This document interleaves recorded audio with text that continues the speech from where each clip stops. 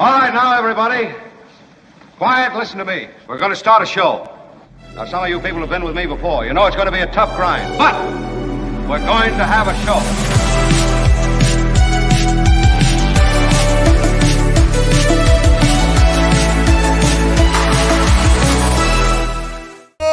It's the Friday show. I feel good. Love Fridays. I really do.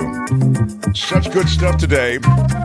Just watching the U.S. intel community become unglued by the fact that a 21-year-old Guardsman has essentially released a bunch of top secret documents no one could figure out, and they were out there for months on Discord and in other parts of the web. Finally, just they sitting there nailed on a this gaming guy. server, right? Yeah. Like, what?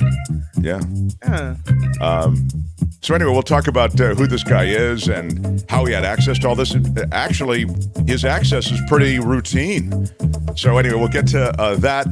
Florida has rolled back the clock even further on women and their ability to make decisions over their reproductive freedoms. We'll get to that. Also, the weirder part of Florida is Friday Fabulous Florida, which we will do, and we do it on Fridays, which is why we call it Friday Fabulous Florida. We did another day, we might call it something else.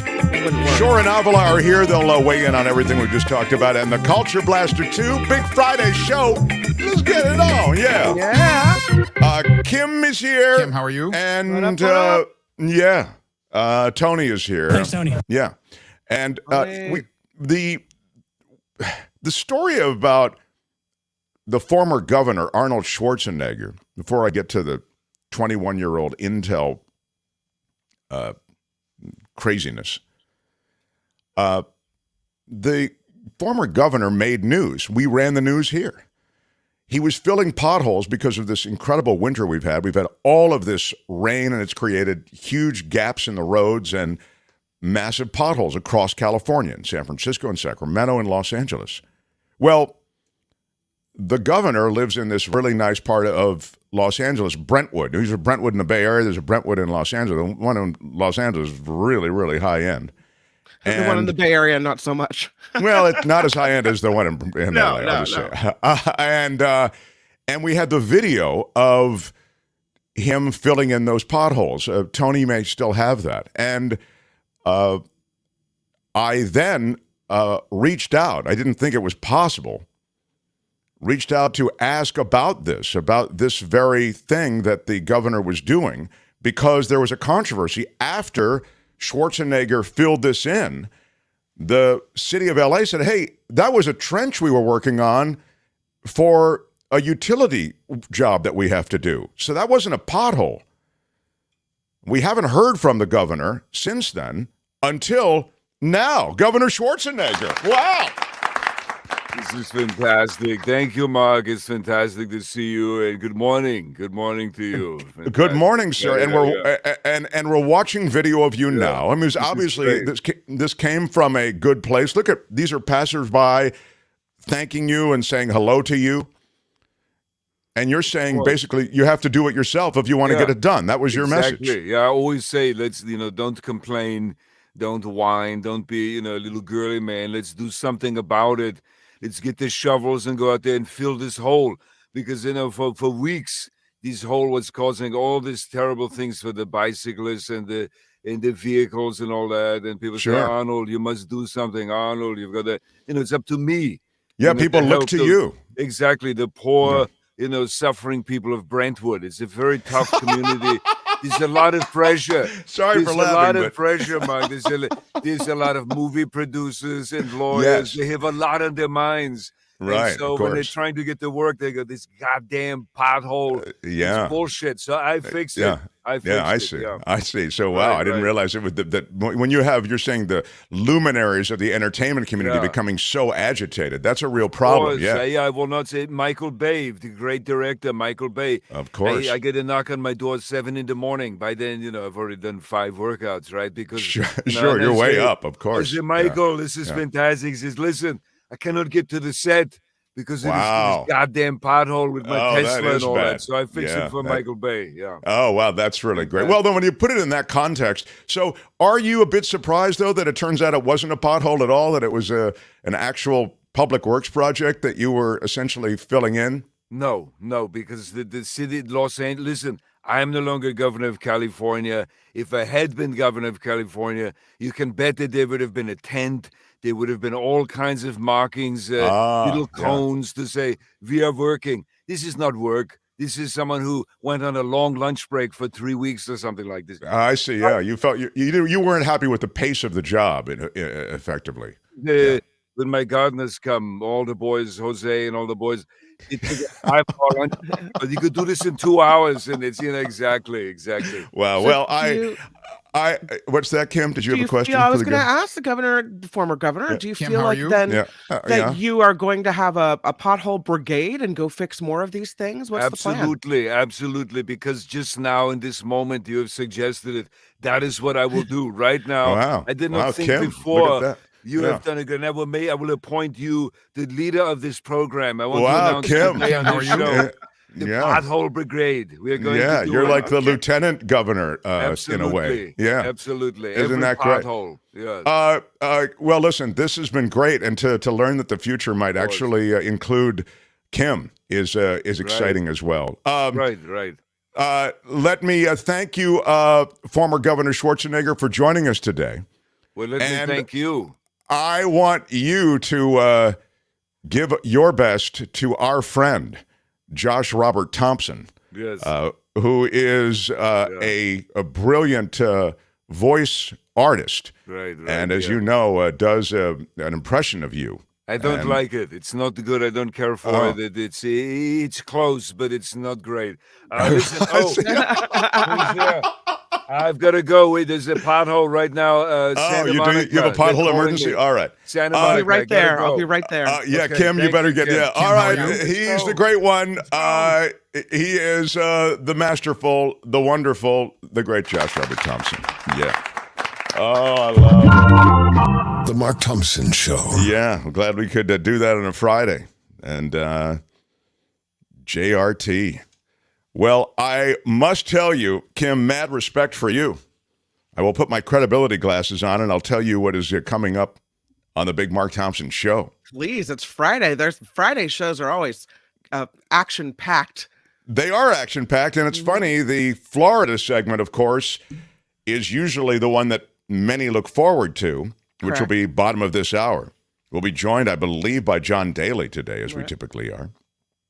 Albert has put it together. Even though Albert is working his main job right now, he's put that together.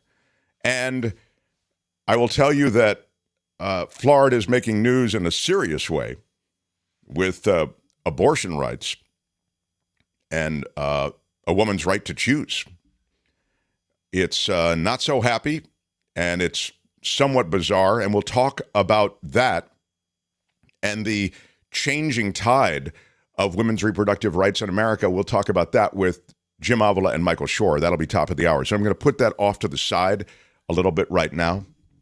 I did want to get to this huge story, which is rocking the intelligence community, and that is around this kid who, he's 21 years old, and he is spilling state secrets across the internet. Well, so, he's got a great example. You got top secret documents at Mar-a-Lago. Right. You got, clearly we don't really value these top secrets anymore. So, hey, why not put them on Discord? I think Kim's making a point. What's the big deal? What we've learned in the last year is everybody takes top secret documents home. Who cares? We don't have secrets. State secrets. What's that? What?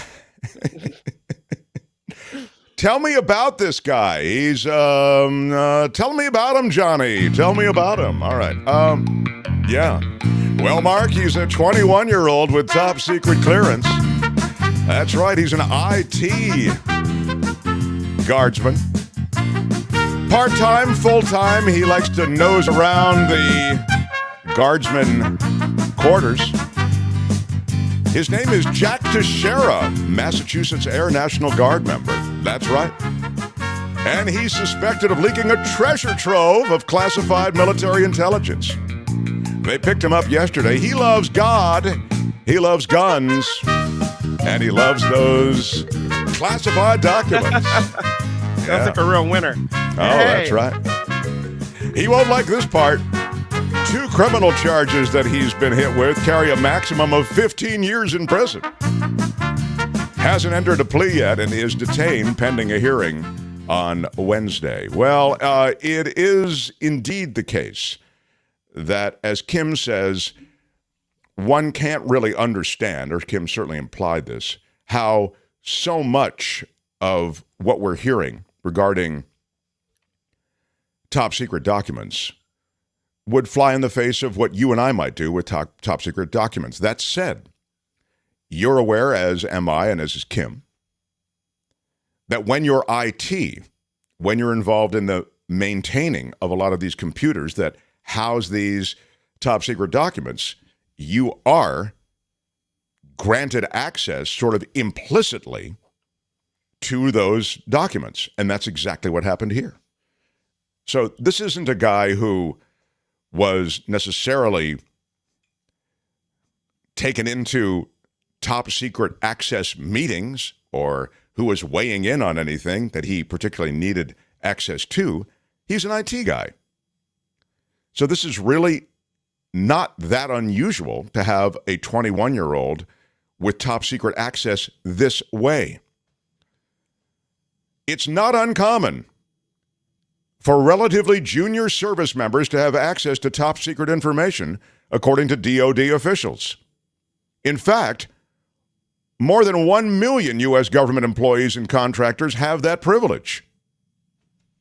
In the Pentagon, for example, junior officers are frequently tasked with putting together briefing books for senior leaders. Like many of the Joint Chiefs products that were leaked. They're put together by junior staffers. We entrust our members with a lot of responsibility at a very early age. Think about a young combat platoon sergeant. The responsibility and trust we put into those individuals to lead troops into combat, said a Pentagon spokesperson. You receive training, and you'll receive an understanding of the rules and requirements that come along with those responsibilities. We have processes and protocols and standards. I think maybe he missed that day. The FBI, again, arresting Teixeira. Major leak of dozens of pages of classified Pentagon documents. And I might add, they say pages. A lot of this stuff was printed, okay? A lot of photos of slides developed by the Joint Chief of Staff to brief senior leaders about the situation in Ukraine. I mean, it's not nothing, the stuff that this guy got out there, and it's been out there for a while. The Pentagon released Teixeira's service record after the FBI arrest, saying that he was with the 102nd Intelligence Support Squadron at Otis Air National Guard Base in Massachusetts, enlisted in 2019, works on cyber transport systems as a network manager. Sounds important. Yeah. Sounds like a guy who should know the deal. Right. But apparently it wasn't clear to him, or maybe it was. DoD officials are reviewing, quote, a variety of factors related to safeguarding classified material. You think maybe take a meeting on looking at that classified material again? Here's an idea.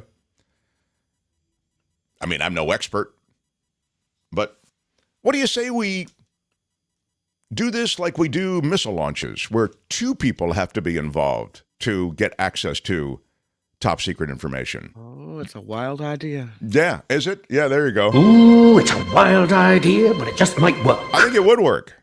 I get it. It's going to take a little longer to get 2 IT people down. But as you learn more about this guy, you know, he's active in these chat rooms that are radical, sort of fundamentalist Catholics. And this doesn't mean necessarily this reflects his belief, although he's active on this platform. So they celebrate a kind of a more fundamentalist Catholicism, a celebration of weaponry and guns. And there's a lot of racist memes on here. I mean, it's a pretty toxic platform that he's on. Not Discord, but within the subgroups, okay? These were leaked on Discord. I've been on Discord. Courtney's been on Discord. When you're involved in the world of NFTs or crypto or whatever, you go on to Discord. Discord is just another area of, what would you call it, Tony? You're a big... You're more hip than I've given you credit Thanks, for. You're frequenting Discord now, are you? Well, I mean, again... Discord's essentially like a chat room, kind of essentially. Right. And you kind of get set up. Almost like it used to be like subreddit, same thing. Thank you. It's like a subreddit. That's exactly it. I mean, close enough. So here's the question. This guy was charged this morning, Jack Texera. He was charged in federal court in Boston with unauthorized detention and transmission of national defense information. He was also charged with unauthorized removal of classified information and defense materials. How long did it take him to be arrested and charged? I don't know. Days? Wow, how come other people can remove classified information and defense materials and yet no charges still? Well, it's funny. You're not the only person to ask that, and the Department of Justice has addressed that. This is not just about taking home documents, says Merrick Garland. That is, of course, itself illegal.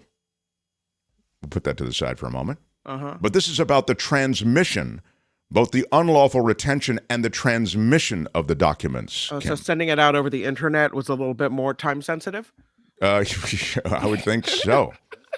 There are very serious penalties associated with that. People who sign agreements to be able to receive classified documents acknowledge the importance to the national security community of not disclosing those documents. And we intend to send the message of how important it is to our national security. You saw the video, heavily armed FBI agents leading Teixeira out of the family residence. That was yesterday after we got off the air. Do you have that? Tony, did I send that to you or not? No? But I mean, it was everywhere. But I mention it because he's wearing red gym shorts. You see him there in the center of the screen, and a T-shirt. And he's 21 years old, and, you know, why are they armed to the teeth? Because he's armed to the teeth, they think, because he's so active in these chat rooms that talk about weaponry. So, Champagne Wishes says, military people take home documents all the time, Mark. Downloading, retention, distribution, all their own crime, says Anonymous. Yeah. That toxic behavior is youth online culture. It doesn't mean they are racist. They just like S-posting for the entertainment value, says Chocolate Milk.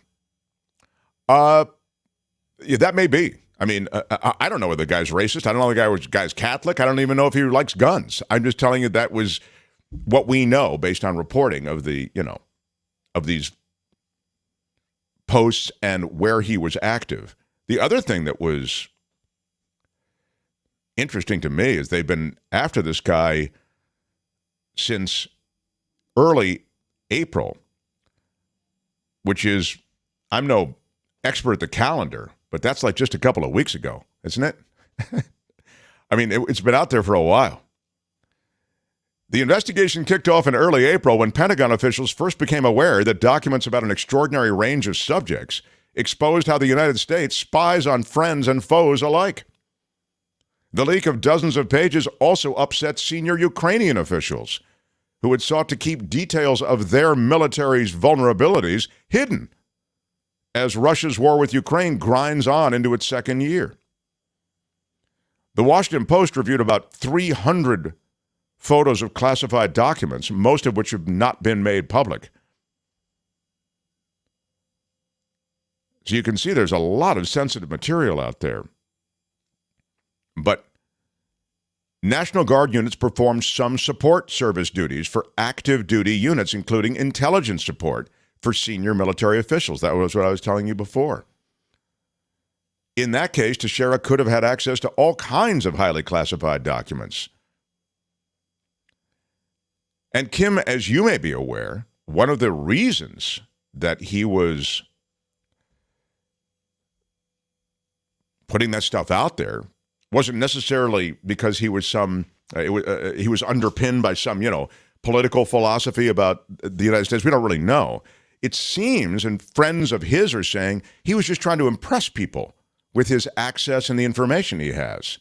It's the old thing. I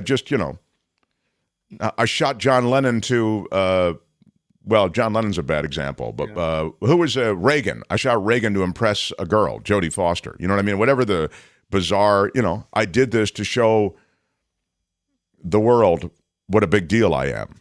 Eric says he apparently posted the stuff to win some argument on the internet.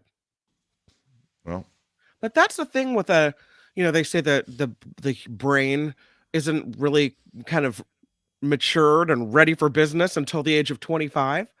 So you got a 21-year-old kid trying to, if Eric is correct, win some argument on the internet, making bad choices. Just 21, and I don't know. I think. Oh, well, look, here's the problem deal. with giving somebody like that access to these materials in the first place. Come on. Right. It's like, well, we explained to him that these are top secret. Well, he's a young guy, and this is the weird cross current in our country and others. We give great responsibility and great access to freedom to many younger people. Right. Let's face it. We allow them in our culture. We allow them voting rights at you might consider a young age. We allow them certainly to buy guns. Of course, here you can do that. In this country, we allow them to drive. We allow them any number. We allow them to drink. These are all things that come with ages that would match up with Jack Teixeira, right? 21.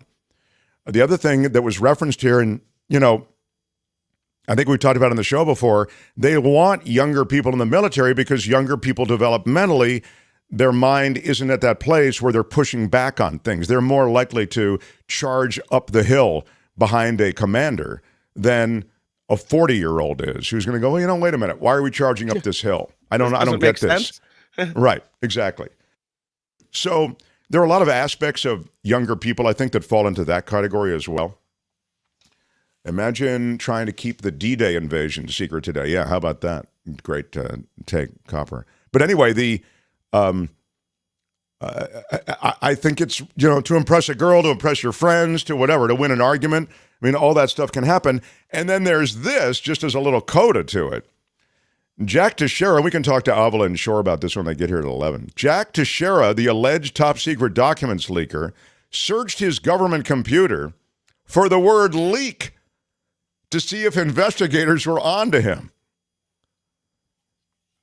Teixeira was arrested in connection with the top-secret military document leak. There was evidence, though, that he had searched his government computer for the word leak.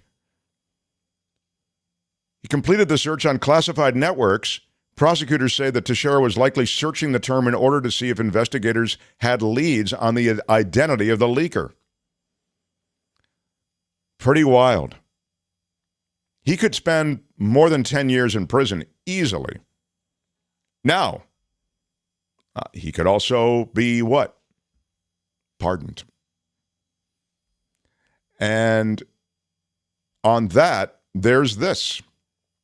Marjorie Taylor Greene is complaining that Teixeira, the leaker, is being treated like a traitor and criminal.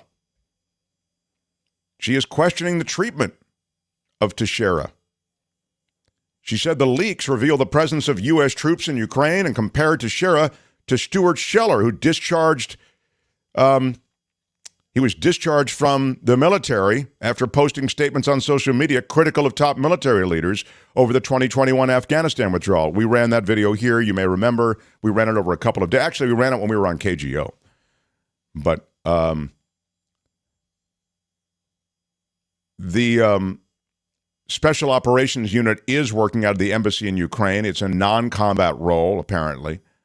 But Marjorie Taylor Greene is saying, we have now found out from a supposed 21-year-old National Guardsman that there are American military troops on the ground in Ukraine.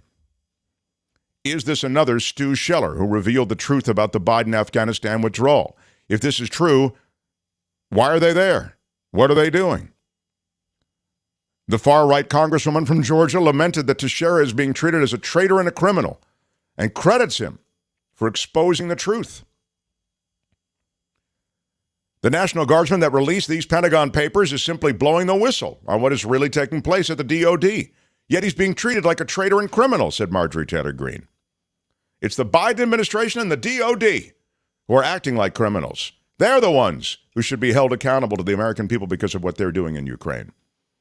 She went on and she said, as a white male Christian and anti-war person, that makes him an enemy to the Biden regime. Ask yourself, who is the real enemy? A young, low-level National Guardsman or the administration that is waging war in Ukraine? A non-NATO nation against nuclear Russia without war powers. So I'm going to go for option C, the person releasing national secrets. Yeah. Was that a choice given? No? Okay. Look, what they did to Chelsea Manning, formerly Bradley Manning, would leak the information there. You look at what happened to Edward Snowden. I mean, it's amazing to me that it almost depends on, as to your position, what side you're on. But the notion that you could somehow countenance in some way the release of classified documents this way, it's not only, again, taking them, it's distributing them all over the place, right? Posting them, essentially. I don't get it. Now, Liz Cheney, everybody's new best friend. You know, I'm not a big Liz Cheney fan. I think that the Cheneys are trouble. They have been trouble. They've shown their trouble. I believe Dick Cheney is a war criminal for black ops operations and more. But Liz Cheney, leave her dad aside, I don't think is any friend of many freedoms when it comes to reproductive freedoms for women, and it comes to any number of things that politically line up on the right side of the aisle. She is, though, as you know, anti-Trump, which is why the left is kind of sidled up to her. And she is anti-Marjorie Taylor Greene. And today she has said, hey, this woman, Marjorie Taylor Greene, isn't fit herself to have access to top secret documents. If she doesn't realize the sensitive nature of these documents and what this guy has done, she herself should have top secret clearance revoked. And she should be pulled from these committees that deal with top secret information. So all of that is working itself out. So there's a story that came out about President Biden saying these officials that are investigating here, they're still determining the validity of these classified documents. They say there's a question whether some of them have appeared to be doctored or not. So just because they're released online doesn't necessarily mean they are as they were in their original form. Yes, thank you. That's the other part of the story, which and they know it does appear, as Kim has just said, it does appear as though they've been, at least in some ways, doctored. Kim, how are you? So there is a real questionable accuracy to some of this stuff. Well, that's the drill down on this kid, 21 years old, Jack Teixeira. And the leaker will spend some time in prison awaiting trial, and then in prison probably after the trial has completed. We didn't even we didn't even get to sayonara, sucker. I thought you were going to go with you cannot say you love your country. You cannot say you love your country. Thank you very much. Pretty good. Yes, that's true. The realities that are coming down around Clarence Thomas, I mean, we called him corrupt long ago. We called him corrupt because he wouldn't recuse himself. Well, I mean, he wouldn't recuse himself from a case in front of the Supreme Court that involved his wife. I mean, if you won't recuse yourself there, this guy has no shame. And all I'm getting is, well, this will nail him, right? The billionaire buying his properties, that'll nail him, right? What do you mean nail him? He's done. Somebody texted me yesterday. Look at all of this now. He's accepted all of these gifts. He didn't report his relationship with the billionaire on the real estate deal. He's done now, right? What does done mean? No, he's not done.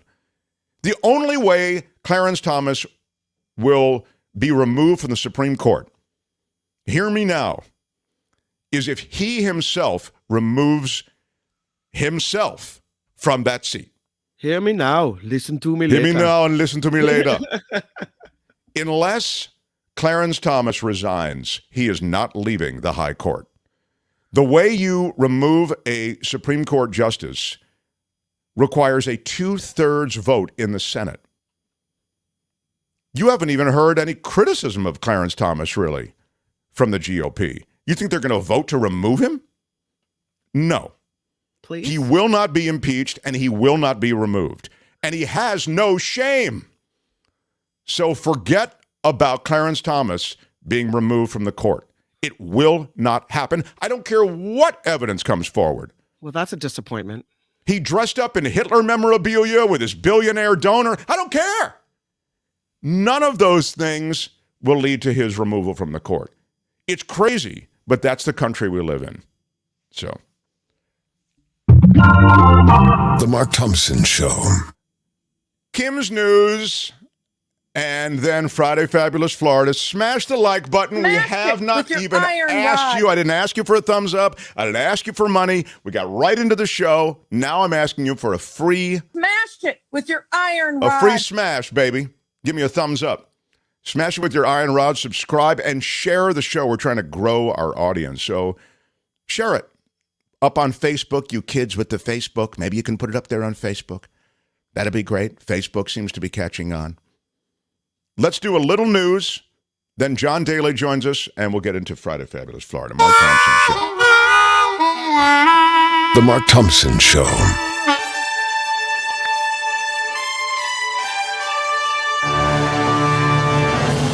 On the Mark Thompson Show, I'm Kim McAllister, and as Mark has been talking about, here he is. This is a picture of 21-year-old Jack Teixeira. He's the man accused of leaking top-secret Pentagon documents, and he is expected to appear in federal court again next week. This morning, the 21-year-old young man was charged with unauthorized detention and transmission of national defense information and other charges. So far, no plea entered on all this. The Justice Department is working to stop the flow of fentanyl into the United States. The U.S. Attorney General Merrick Garland today announcing charges against the leadership of Mexico's Sinaloa cartel and dozens of other defendants. That's pretty bold. The defendants include 3 sons of the Sinaloa cartel's former leader, Joaquin El Chapo Guzman, who's currently in federal prison in the United States. It's Guzman, if you wouldn't mind. Yeah. Did I get the accent wrong? My apologies. You said Guzman, like he's, I don't know. American? Like he's in some law firm in New York, right? Yeah. Horowitz, Jacobson, Guzman. You know what I mean? It's really Guzman. Right. Yeah. Oh. But by the way, maybe it's not. My bad. I'm sorry. Yeah. I stand corrected. I don't even know if that's right that it's Guzman, but I'd always heard it that way. Anyway, go ahead. Guzman. Okay, well, you know. You say Guzman, you say Guzman. Let's call Mo Black's brother, Fat Andy. Let's call the whole thing Fat Andy. Right? Oh, Lord. Okay, on to France. Let's move on to France, shall we? Because the president of France's plan to push back the retirement age is facing a pretty important test today. France's top constitutional body is expected to rule whether the plan to increase the retirement age from 62 to 64 is legal. Workers across France have been protesting for weeks since this plan was announced. So this is a pretty big deal over there. Former President Trump will be, if you guessed, speaking today at the annual convention of the National Rifle Association. You would be right. The event in Indianapolis coming just days after a gunman with an AR-15 style rifle killed 5 people at a bank in Kentucky. After the shooting, the NRA tweeted, "Criminals love gun control because it keeps their victims defenseless." Yeah. Okay. Yeah. I think Pence is going to be there too. It's a big 1-2 punch. Yeah, they're getting the band back together. Big party. Former Vice President Kamala Harris will be delivering the keynote address at the National Action Network in New York City. The event being hosted by Reverend Al Sharpton, attorney Ben Crump leading a panel on police reform. This convention is aimed at discussing and addressing issues impacting Black Americans and the civil rights movement. And Twitter. So folks that use Twitter, the blue subscribers, Twitter Blue, they're getting a 10,000 character limit. The social media platform announcing it will also allow paid users to use bold and italic formatting. CEO Elon Musk has been implementing changes in recent months, most recently saying the company will remove blue check marks for anyone previously verified who doesn't pay that $8 a month for Twitter Blue. Pay up or lose it. Pay up or get out. So we don't say that here on the Mark Thompson Show. No. We say, welcome to one and all. So there's grocery store prices that are really high across America. And here I have a test for you, Mark Thompson and Tony. Where are they highest? Where do you think they're highest? Grocery prices are highest. They might be highest in San Francisco. Winner, chicken dinner. Yeah, maybe I didn't make the question hard enough. Yeah. Yeah, exactly. I need to do a better job. I really do. So, yes. I don't know. Would you say My bad. I'm sorry. Wow, a lot of my bads. I'm sorry today. Yes, I made the quiz too easy. Grocery store prices in San Francisco and Honolulu topped the list for the most expensive cities in the United States.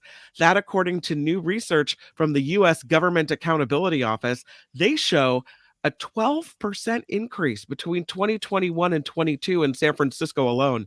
The national average, 11%. So according to this study for that same time period, the study also shows grocery store prices in 2021 and 22 were at the highest around the country since the 1980s. Man. So if it seems like you're going to the grocery store and forking out a lot more cash, you are. What have you noticed the biggest inflation items might be? Has it hit you, the McAllister family?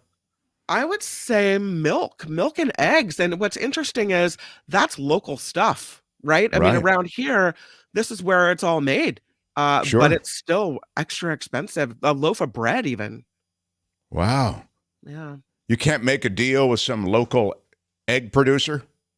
I'm going to have to, I think. Yeah. I think it's a new world, Kim.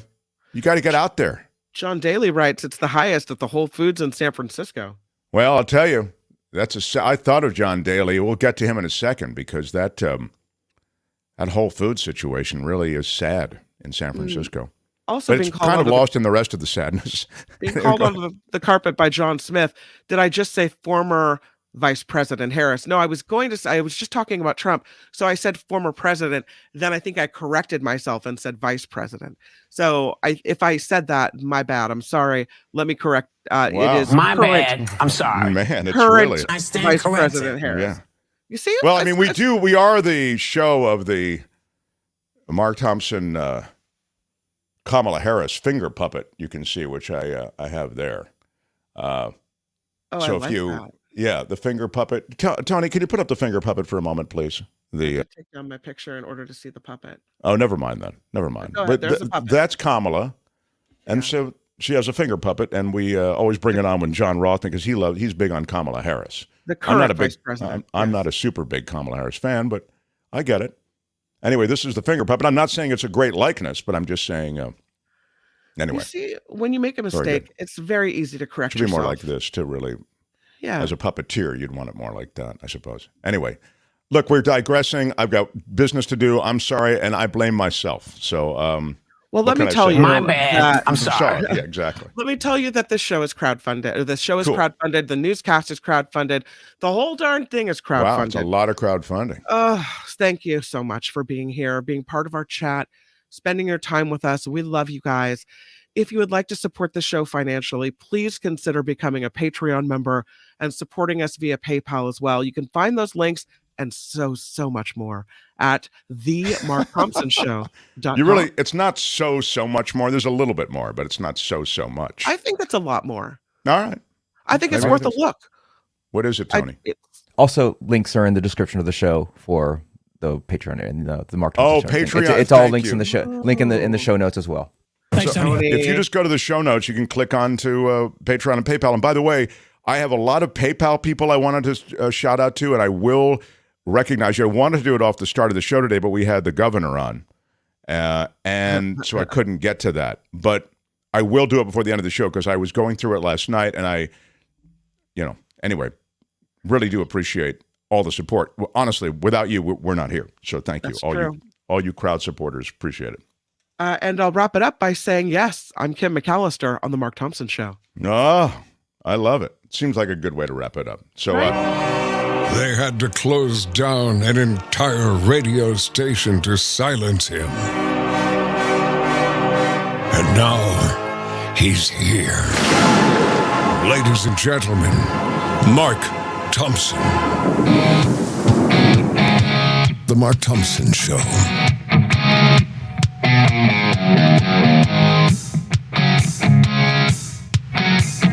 This is Mark Thompson. yeah, I get it. I get it. Do I have to listen to the whole thing? Can I just, there you go. The Mark Thompson Show. Thank you. That's what I like. I am excited about welcoming John Daly into the mix, the former producer of this show. He's a moved hot on. Yeah, he's got that Mark Thompson merch going. Yeah, baby. GetMarkMerch.com. We have the mugs and the rehydration units and there's the tote bag, which I feel is I got to be honest, I think the tote bag's underrepresented. I think it's a very strong tote bag. That's why I have it up here over my left shoulder. Mark, did you ever work for QVC? I didn't, like and I do feel skill set. Yeah, I do feel like I'm doing my show from a department store window or something. It has that kind of merch everywhere feel. So you're not wrong. John, how is life on the outside in San Francisco? Good, doing my boring tech work, but I have to tell you, when I was 21, I had a secret clearance, and I was a network administrator for the military. Wow, that is what? I did not know that. Yeah. And you were like this guy, 21 years old. Well, I wouldn't say I was like this guy. By this time, I was a recovered Catholic, and I didn't release any documents because, A, I was busy working. Sure. B, they said it was illegal, and C, I'm a patriot.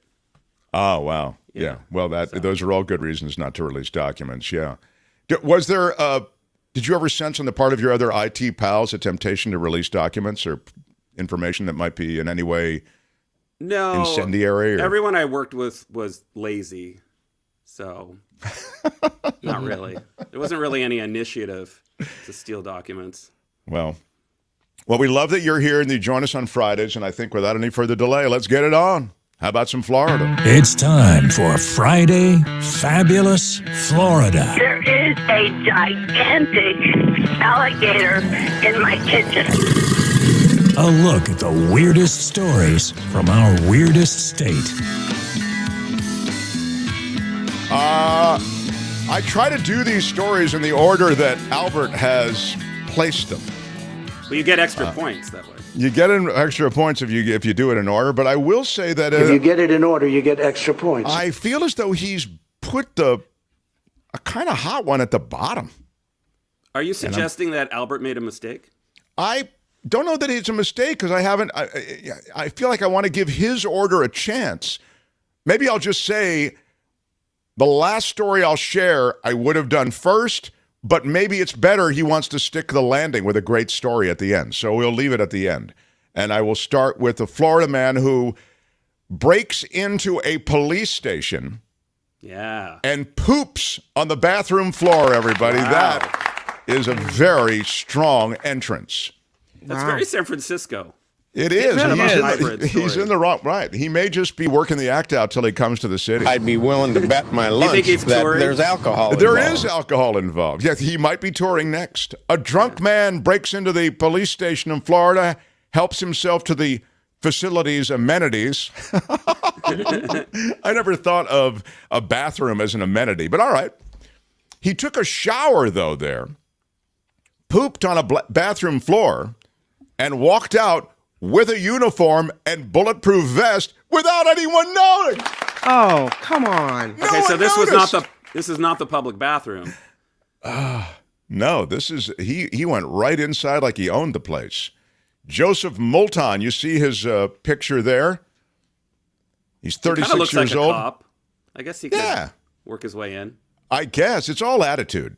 If you walk in with the right attitude, you're in. Jumped a parking lot fence at the Naples Police Department, found an unlocked police car, and sat in it for a few minutes until he noticed people walking out of the building. Moulton then hid in the bushes, waiting for his moment to head inside. Before going inside, he shoved a water hose under one of the doors and turned on the water. That caused at least an inch of flood damage. That was just the beginning of his evening of fun. Where is everybody to notice that this guy is causing havoc and confusion and delay? What's happening? They're out dealing with Florida. Oh, that's what's happening. Yeah. My bad. I'm sorry. They're out dealing with the rest of the calls we're going to get to. After flooding the lobby, he made his way into the men's locker room where he took a shower. He then put on a uniform shirt, pants, cap, and bulletproof vest. He then went into the women's bathroom. Uh-oh. He threw a $1,000 police radio into a toilet and pooped on that bathroom floor. Again, very San Francisco. He did this whole thing in about 40 minutes, according to reports, and went unnoticed until he left the building. It was an employee at a nearby 7-Eleven. Are you kidding me? That called the police around 1 a.m. when Moulton showed up intoxicated. So he was wearing an official police jacket and he's drunk. That's when the 7-Eleven clerk called cops. He was already gone when the cops got there. They didn't catch him until hours later. They found his wallet with his ID inside the police car. It's always that, right? They leave their wallet or cell phone inside the police car. You know, this guy, I mean, I hope that this whole scenario has shown the police department they need better security. I think it showed him a few things, but you're right. If you can't keep your own house in order, how are you going to keep the rest of the state in order? Well, they don't, really. Right. No, they don't. They did eventually arrest him. He'd already shed the police uniform by the time they caught up with him, and he tried to hide in some bushes, but they did get him. Of course, there's video of him doing all these things. People always try to hide in bushes. Really work. You got to hide where you can hide, John, you know.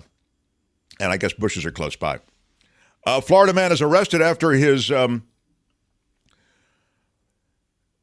wife was hit with flying chicken wings. No. Yeah, they were having an argument, and he threw chicken wings at her. Cops responded to this disturbance. Yeah, see, this is why the cops were busy. The officers say the victim was holding a baby and asked to be taken somewhere safe. So this is not a sweet situation. It sounds like they were arguing over the dude who you see there on screen having a, quote, lover. And so it was one of those arguments that was going on, got more and more heated, and that guy threw the wings at her, with some hitting her on the shoulder and under her chin, according to the report. He was arrested. When cops got there, he wouldn't open the door, and then finally he did, and he was taken into custody. Meet the park narc Dan, the Florida man calling out bad parking, one citation at a time. That is right. This is in Brevard County. If you don't like a bad parking job, if you don't like cars that are parked over the line, you know, they're not within the, right? Pet peeve, I really don't. Yeah, taking two spots, you're not alone. A lot of us don't like that. If you're parked in a driveway or a sidewalk, it's not cool. No. One Florida guy is taking matters into his own hands. His name is Dan Wise. He's known as Brevard County's Park Narc Dan. Wow. Do we have some video of Park Narc Dan, Tony? No? 1 minute. We'll have it. That's how he's known on the streets. Park Narc? Yeah. Park Narc. He's got his own little, here he is. Now you can see somebody is parked over the line in that Porsche. He goes up and confronts them and gives them a card. saying, you know, you park like a dumbass. Yeah, but you're a selfish a-hole. Don't park like this again. Right? And to her credit, she hasn't left the vehicle. Yeah, well, and then there's this huge. She even took the item from him. I wouldn't have. Just roll up the window. Attention, you've parked like an idiot, is what the card says. Yeah. And he puts that on the window of a car where the person is not inside. Well, that's really going to stop them, from doing it. Well, it might, John, it gives them a moment of reflection, potentially. I don't think so. Don't you think they park like that on purpose, though, so that no one will park next to them and hit their precious vehicle? Some people do that with their expensive cars. Yeah, but I mean, in the instances that just showed there were plenty of parking spaces. I don't know. Mark, you've never done that with your expensive car? I don't. As you know, John, or as I thought you knew, I am very good about that. I like to operate within the lines. I feel like there's plenty of room within the lines. I'm a very good parker. Florida woman, 66. We had that story last week. There's been a little. No. Yeah, that's we a did. mistake. Remember that was the Rolls Royce that. You remember that one? Yeah. How can we forget? Yeah, so that's pretty good. Oh my God, it was great. Almost made favorite story of the day. So, but we cannot include it today, sadly. Well, you actually have to show up to remember the stories. Yeah. In his defense. Trying to climb. That's right. He wasn't here. Albert wasn't here. Trying to climb it like Tarzan. A Florida man climbs tree to hide from police. He's literally in a tree trying to climb it like Tarzan, the call came in from Port Orange cops. One deputy said the man eventually, after climbing the tree, and here it is, the video on screen now. Oh. Spoiler alert, he drops out of the tree. Can you see him? He's climbing the trees at the end of that. Yeah, he's up pretty high. Yeah, he is pretty high. Yeah, you're better off hiding in a bush at that point. Can you, Tony? Why is it so dark? Can you make it less dark, please, Tony? I saw him drop down there. If you get that. There you go. Boom. Boom, he dropped. Yeah. I mean, it's, by the way, pretty scary. Those cops had their guns drawn. You know what I mean? And, you're messing around and I don't know. A Florida teacher is allowed to work for weeks, even though she allegedly says she wants to shoot some students. They found 3 handguns and ammunition at her home. Wow. And she was allowed to work for weeks.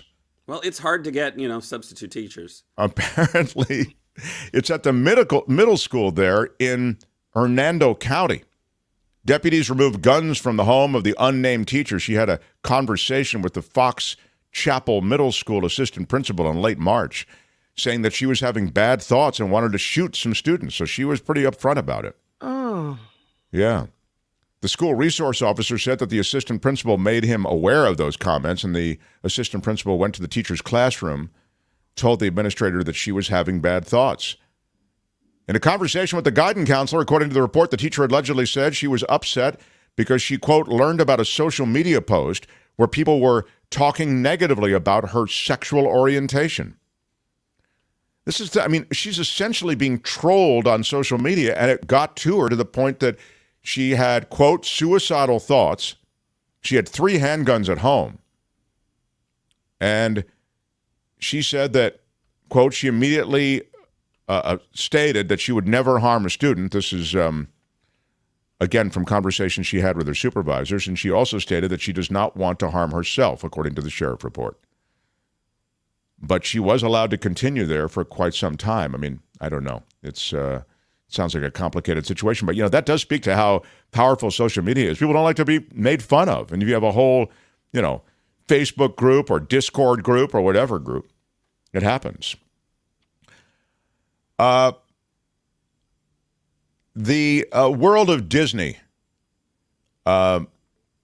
is greeted by this guy. Do we have his Florida man gets drunk at Disney Springs? No. Warns police they better hope he is never their nurse.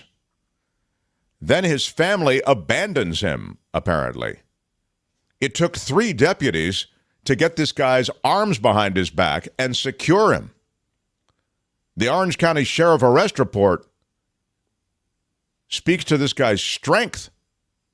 He told deputies he was going to sue them. He also advised that he was a registered nurse and told deputies that they better hope they're never in his emergency room. The affected officers didn't have further comment except for the fact that they said he was being belligerent and cursing at and in front of children. And that's why they were there to begin with. Disney Springs, as you know, it's not a big place for cursing and, derogatory verbiage. You understand that, Kim? Being a mother yourself. I don't think this is the first time he's been ditched. No. No. And that's the thing, you don't go to Disneyland and do this, or Disney World, whatever, and do this type of thing. There's families here. There's people that just paid an absolute arm and leg to go and spend time with their family, and you're wrecking it. No, you go to Six Flags. You go to Six Flags to do this, right? Off to jail with you. Bye-bye. That's right. Six Flags is the place for that. Yeah. To be fair, isn't the reason that you need to be drunk because all those families are around? I mean, you know what I'm saying? Yeah. Mark, you hear me? Thank you very much, everybody. Stevenson's brother tried to help him calm down, as brothers do. But Stevenson's clenched fists appeared to reflect the fact that he was ready to fight. He was escorted out where a family member was supposed to pick him up, but it was later determined that he had upset the family to the point that they left him there. So, as Kim says, at some point, the family deserts you. And finally, a naked, greased-up Florida man. Yeah, exactly. Accused of breaking into 2 homes and jumping into a pool is finally apprehended. Him? Is that him at the bottom of the screen there? It looks like a blob. A man was arrested. He's on a trampoline, it looks like. After he blurred out the naked part, obviously. Broke into 2 homes, then tried to evade deputies by jumping in a swimming pool and onto a trampoline, as Tony has said. Thanks, Tony. Deputies said they responded around 2 a.m. to a report of a burglary at a home on High Banks Road. John likes that High Banks Road area. You know where that is. Identified as a 34-year-old dude named Blake Tockman. The Volusia County Sheriff's Office said the Tockman smashed out a window to break into one home, then left and broke into another home. Having a bad night. He smashed it with his iron rod. Yeah. That's not a guy cute with a at plan. 34 years old. No. Yeah, exactly. You really shouldn't be breaking into homes and greasing yourself up anymore. In addition to being naked, the sheriff's office said he was covered in wheel-bearing grease. Also, peppermint oil, and blood. Oh. So it was a spa day. If you get it in order, you get extra points. Okay, naked, covered in wheel-bearing grease, peppermint oil, and blood. They believe he may have been under the influence of an unknown substance. You think? I'd be willing to bet my lunch that there's alcohol involved. Wow. Thank you, Columbo. Tockman faces charges of 2 counts of occupied burglary, 3 counts of batteries on a law enforcement officer, 2 counts of criminal mischief, and resisting arrest with violence. Nice job, everybody. That's the wrap on the greased-up man who broke into 2 homes and tried to evade authorities. That is your complete run.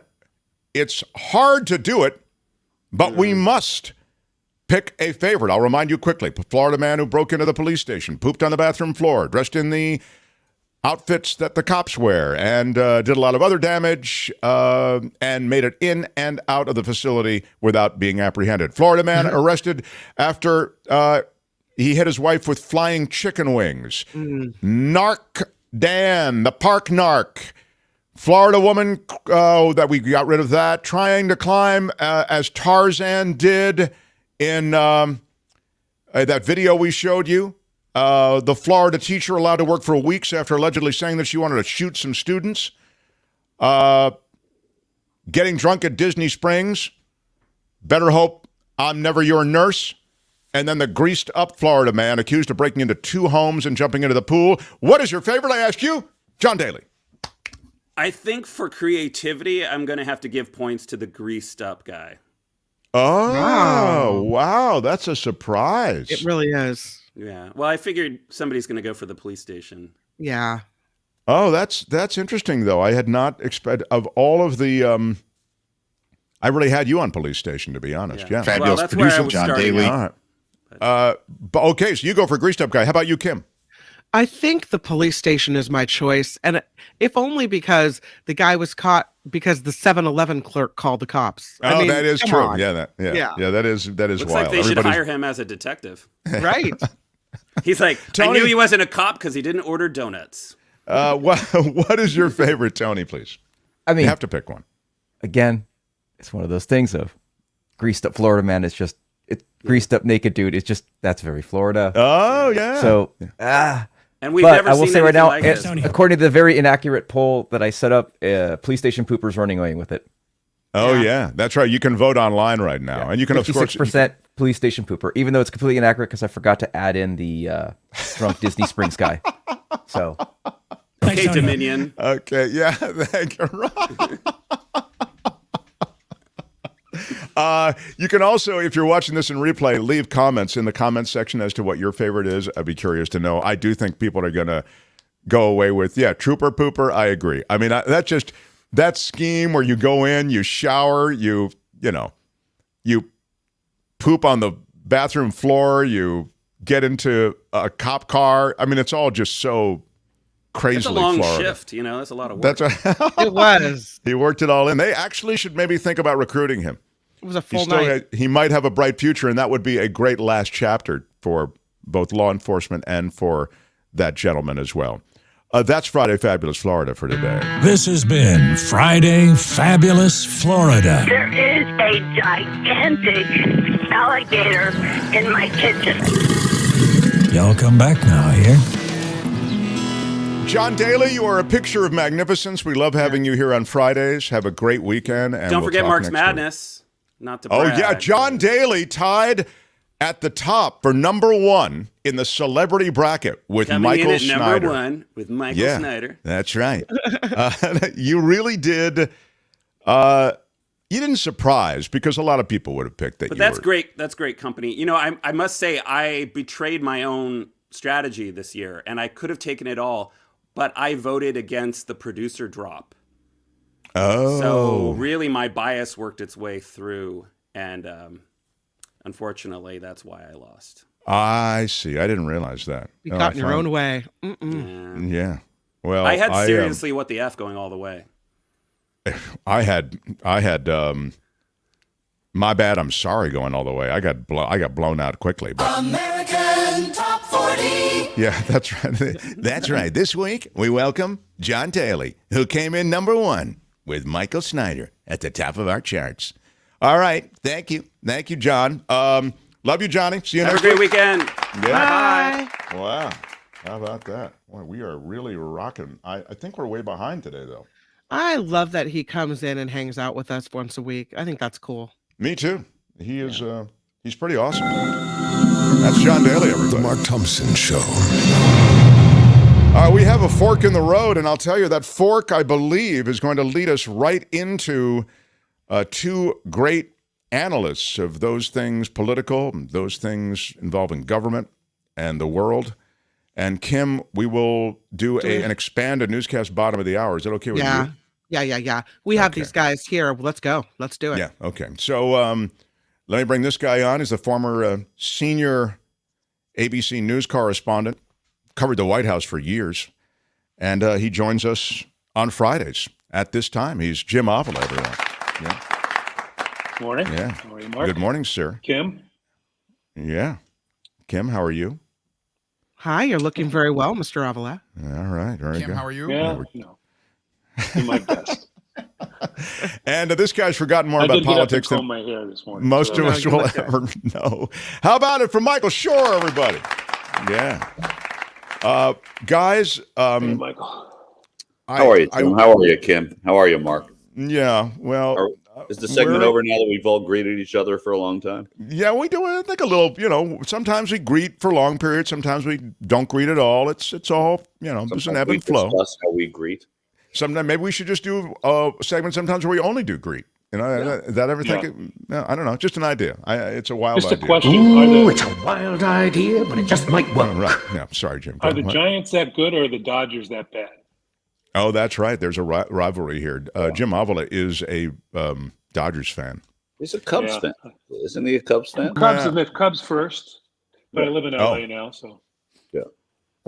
But none of it Jim, matters. The NHL playoffs start next week. I was just about to ask you about that. Yeah. Hey, how's the weather? Oh, you're weather just trying in LA? Well, I mean, if we're talking sports, we talk weather. Is this the long greeting? Is that what we're doing? I see. Yeah. I see. Yeah. What I was going to say is that Jim. Let's move on. Yeah. Let's get to the good stuff. Yeah. I'll just mention this as a footnote. Jim Avila did play professional baseball, so that for the next time. All right. So let's talk about. Not major league, but yeah. Well, it was. Weren't you on the farm team of a major league franchise? Okay, you were that's paid major. That's a paycheck for baseball. Yeah, exactly. There, you're a professional baseball player. Will you let me? You know, guys, let me handle the description as to who you are. It was accurate. Okay. Yeah, Who I just are don't these want people to think that I was really good.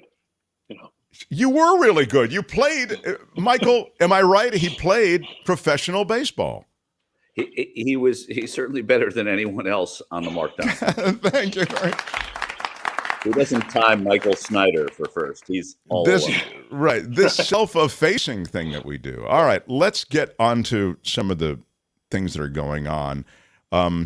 Look, a quick comment on this. I did a big breakdown on this story. This kid, Teixeira, who's 21 years old, who's an IT guardsman with access to this information because of his status as an IT worker. He released the documents. They're out on the veracity of the documents is being questioned in terms of some of them being doctored. We don't know how many or what exactly. But I just wanted to get your takes on these things. Kim had the comment, boy, between the presidents and former public officials taking top secret documents home with them and this guy, it doesn't appear that we really guard our documents and top secret access very well. Jim, what was your take on it all? Well, it's kind of a take that is against the mainstream. As a journalist, I don't want top secret documents. I don't want a bunch of we overclassify in America. And I haven't seen this yet, unless the documents that were released had the names of our spies or the names of people who would be in danger, I don't think it's wrong for us to know what the government is thinking and doing behind closed doors. Do we not protect them well enough? Yes, that's true. But should they be protected is a bigger question in my mind. And Daniel Ellsberg, did a great service for this country. There have been other leaks of classified documents that have revealed what the government was really thinking and how they were lying to us. So, in general, I'm not for classified documents. We overclassify way too much. The information that would protect our agents should be protected, I believe. But other than that, we know that we're spying on Israel. We know we're spying on England. We know we had the cell phone of the German chancellor. So that's all known. So I'm not, I guess they take this guy away in handcuffs, but it doesn't really make sense to me.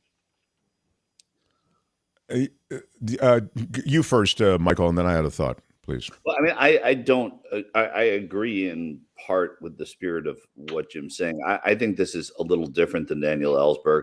I think we do overclassify, but until we start underclassifying or classifying reasonably, I still think we have to stay within the parameters. The other thing, it's really unfair for me, or I think anyone, to talk about this because we don't know what was in there, right?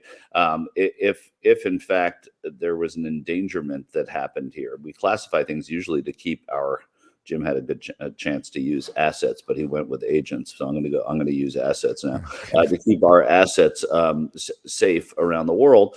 I think that's why you classify. Yes, there are things that we know by default and we can assume by default.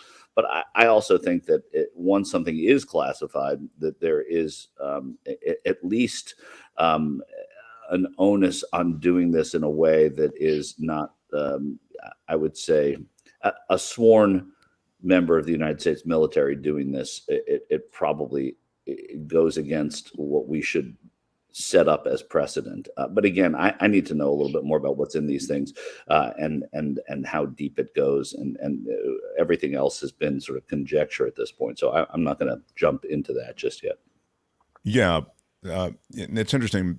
Avila's point is sort of a fundamental point about the U.S. government and secrecy and what is classified. And it seems we can agree, probably everyone who's followed the bouncing ball at all on this can agree that these things tend to be overclassified. I mean, I think that it just seems clear at this point.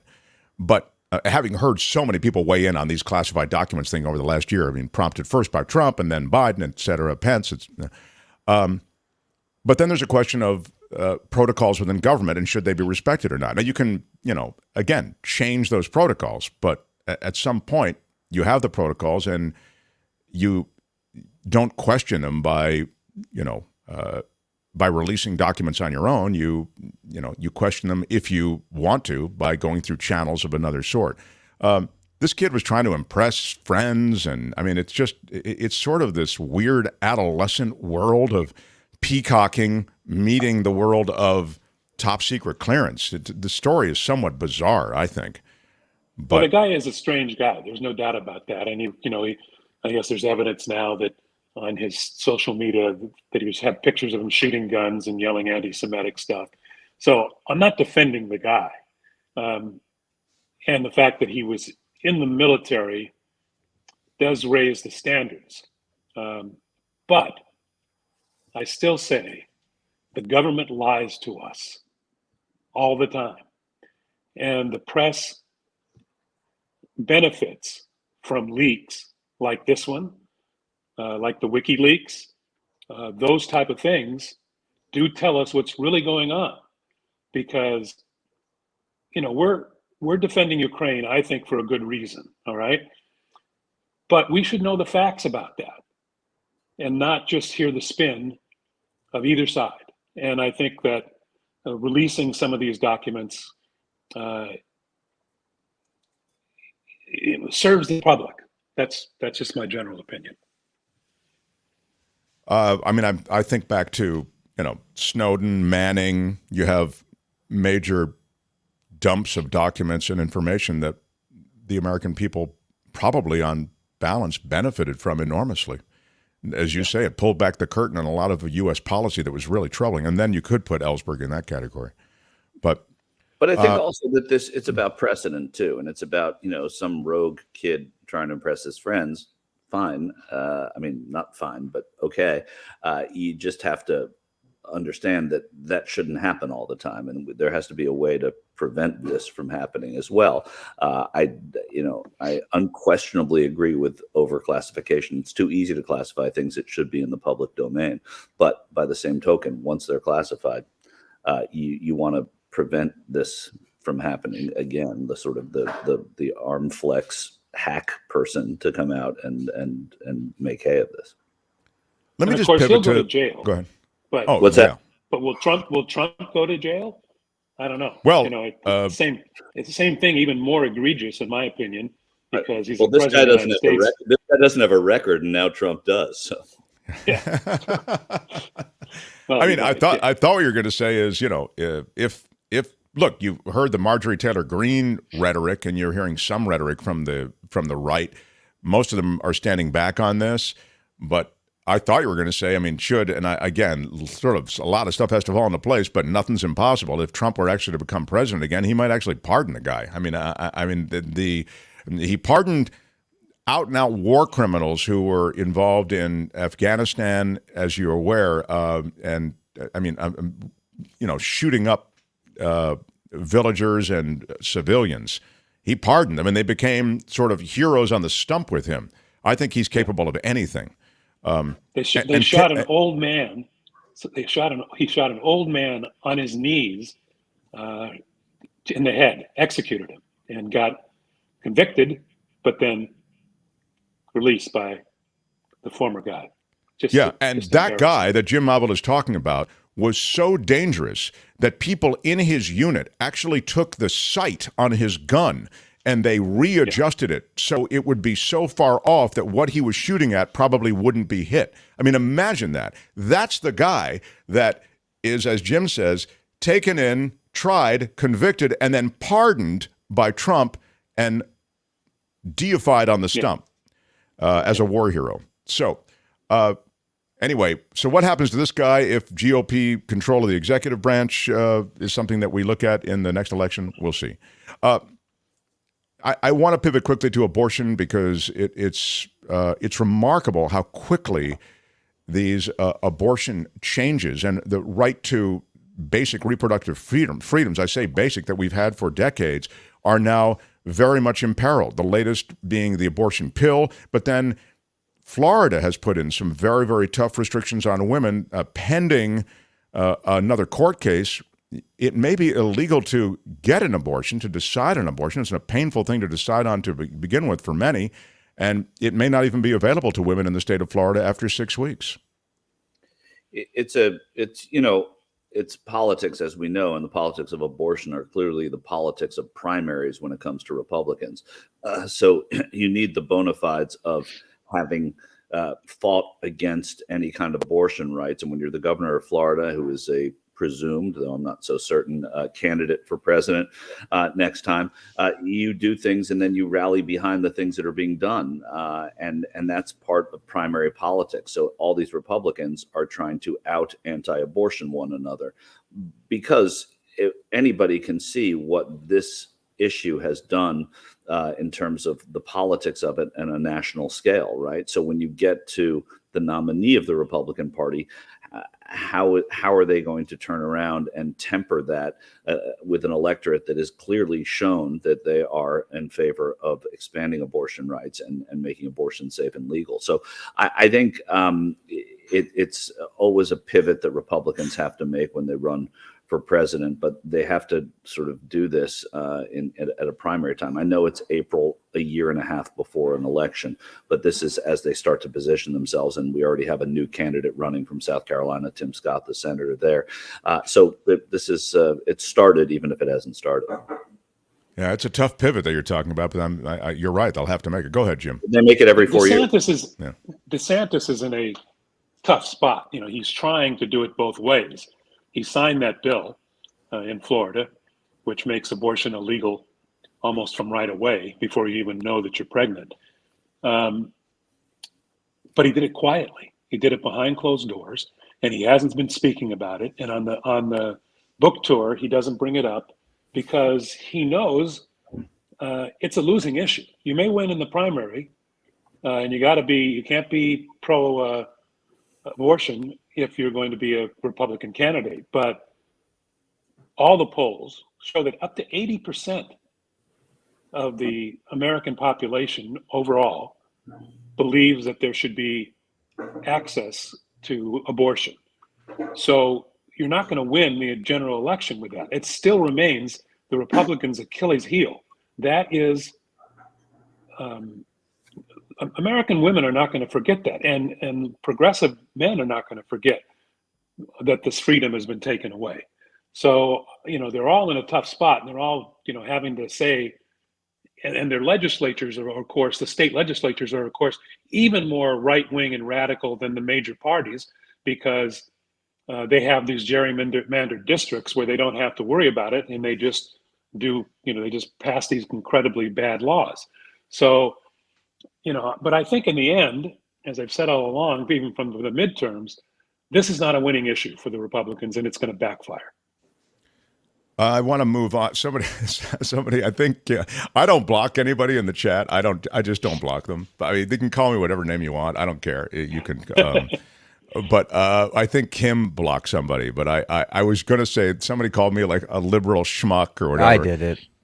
Oh, you blocked Look, him. he can say all mean things he wants. It was all caps. That was annoying.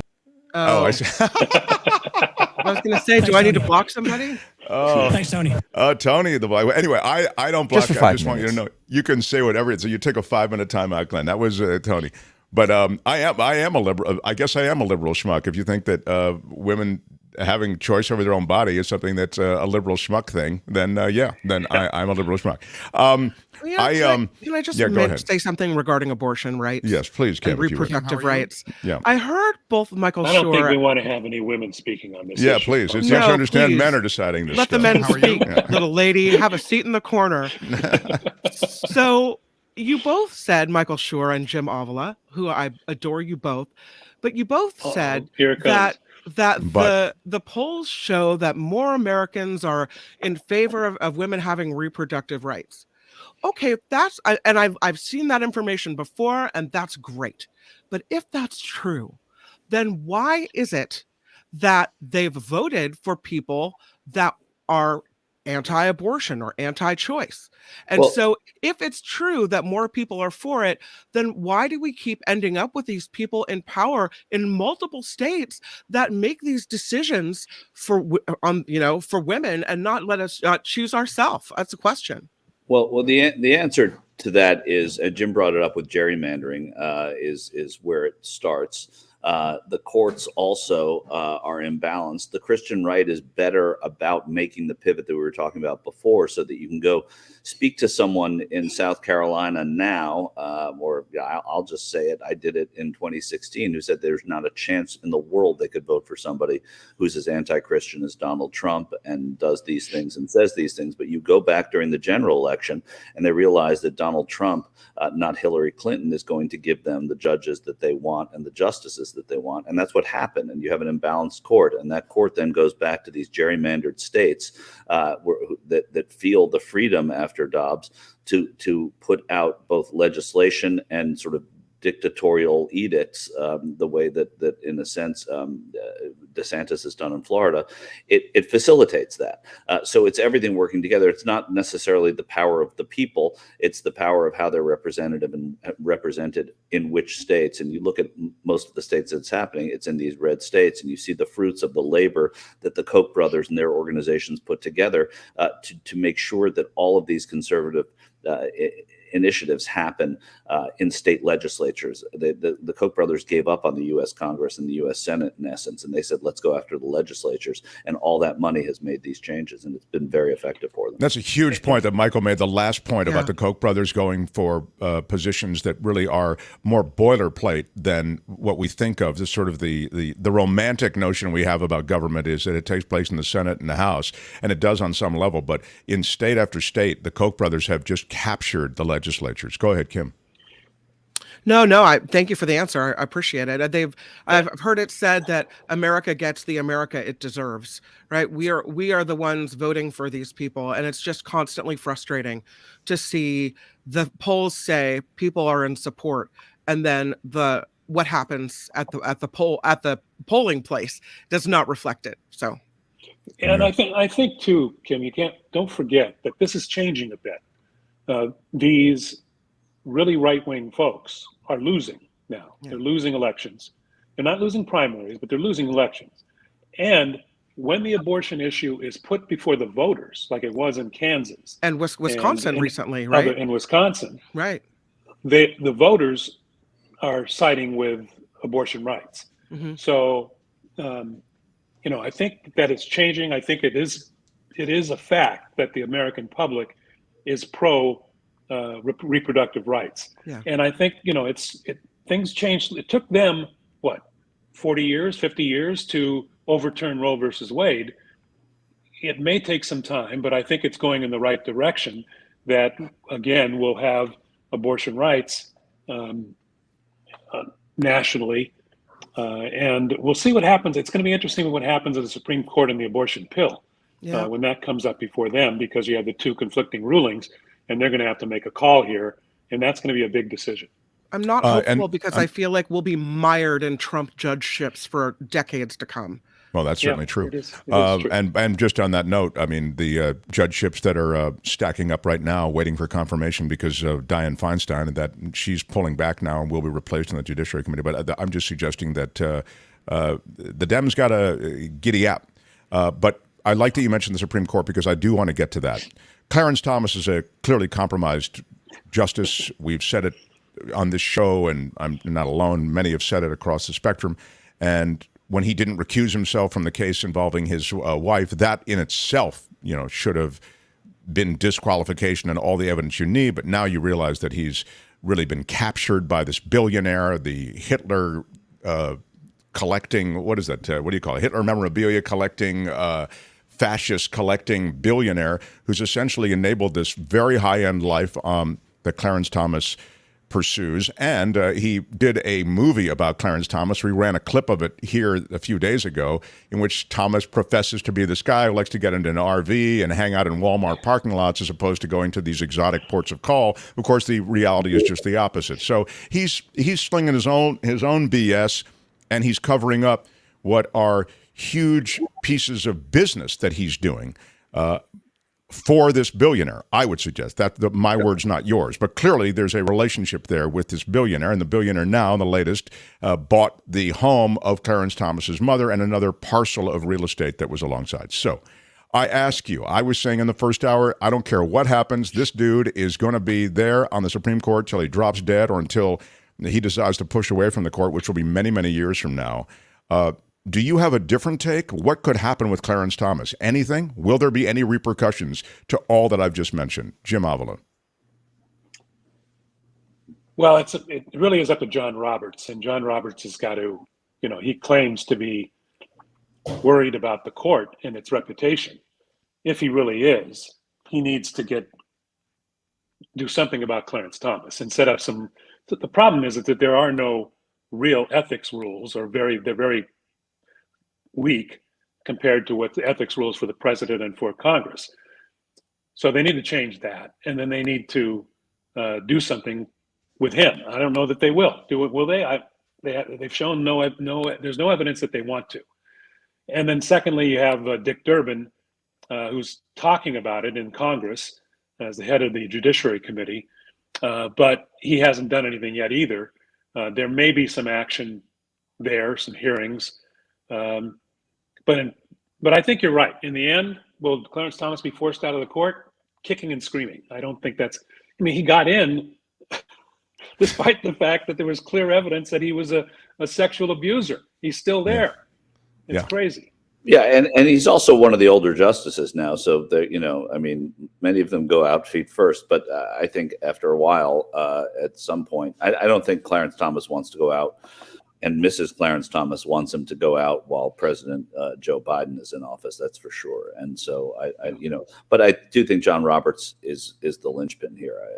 He's the one who can actually make the difference. There are no ethics rules, right? The Congress can have an ethics committee about the Supreme Court, but that hasn't happened. And Mark, just to backtrack to a good point you made about the judges and justices, since we're still in the legal world, and Dianne Feinstein, it's a very interesting political story because any one Republican can stand in the way of Feinstein being replaced. So if one of them objects, that means it's a sort of a long process of Democrats in the Senate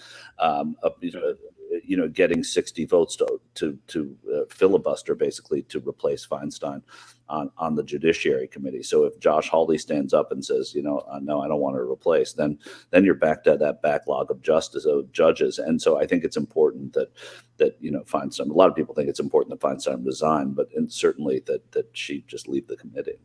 Oh, that's great. Yeah, it's really sad, isn't it? Should she resign, Jim? Jim Avila, should she resign?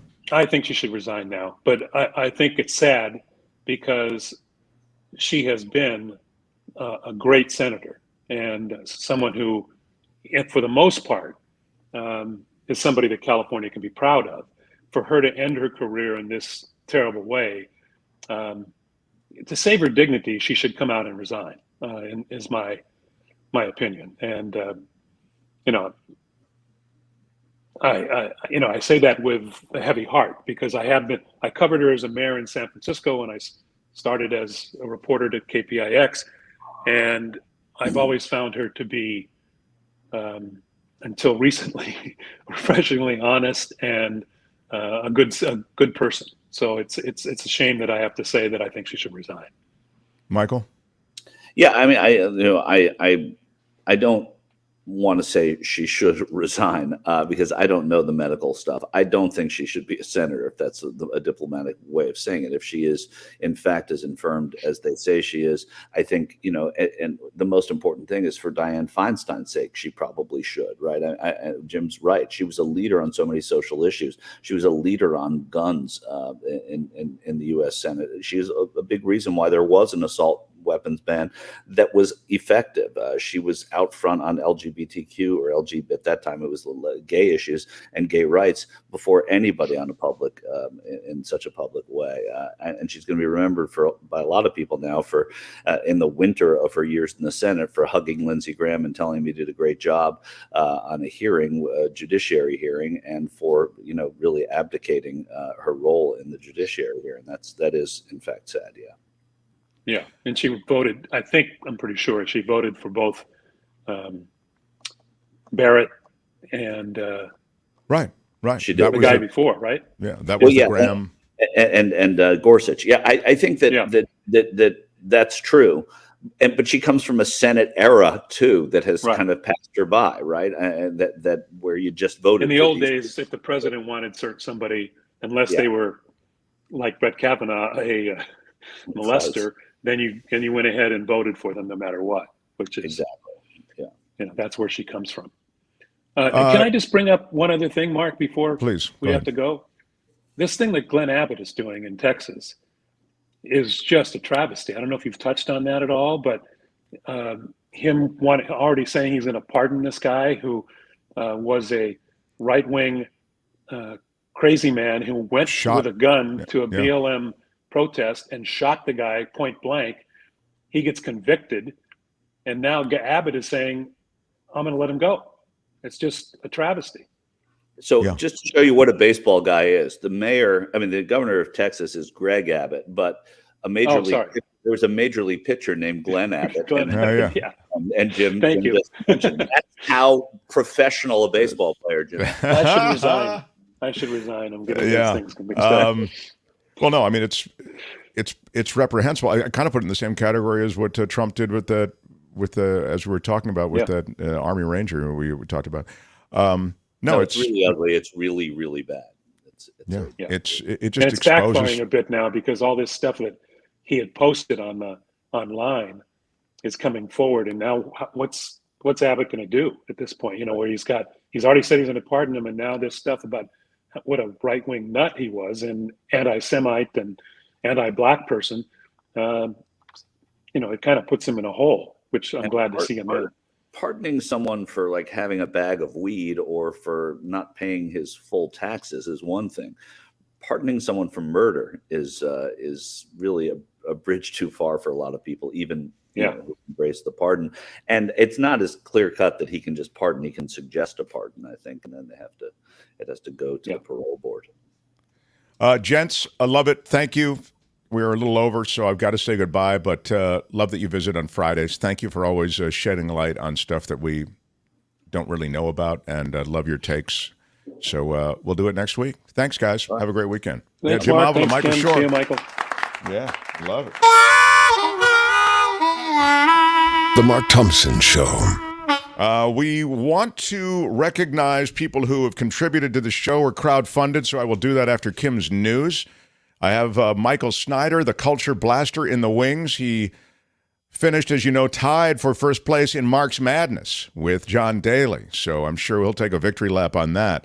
Can we do some news, Kim? And then we will, as I say, I really want to recognize these new PayPal contributors because people are finding their way to PayPal and Patreon as an alternative to YouTube, and it's really a great thing. YouTube takes a lot of money from us, which is fine. They also make it easier for us to be here with you every day and also make it easy for you to make contributions. But PayPal and Patreon are really great ways to support us on an ongoing basis, and they're just much, much easier platforms on us. Do we have time for news? If we don't, it's okay. Whatever you want. Well, Tony, I can't make any decision on my own. Tony, please decide. What do you think we should do here? Thanks, Tony. I mean, if it's a quick news, if you want like a minute to catch your breath, Mark, if you want, Well, what do you think? or if Michael's there, I mean, we're at 37 now, so we're 37, are we? Yeah. Okay. So if we want to end at noon, how much does Michael have to say? And no, we might run a little over. We ran a little over last week. That's an option too, but we lose Kim at noon.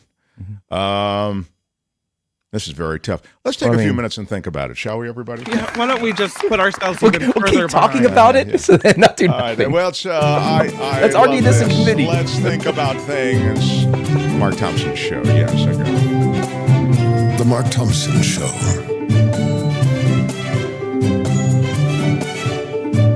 Who's Mark Thompson?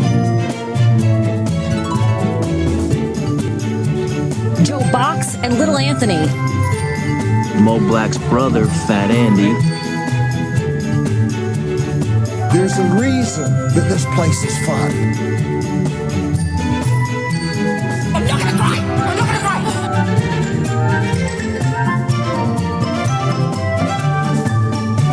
Y'all can all go to hell, and I'm going back to Texas. My bad. I'm sorry. And I wanted to apologize to the Asian community, the Asian American community. We've never seen anything like it before. Have you ever seen anything like this? There is nothing in our history that quite compares to this. Nobody has ever put something like this together that I've ever seen. There's never been anything like this. Why are you yelling? Good day, sir! Seriously, what the?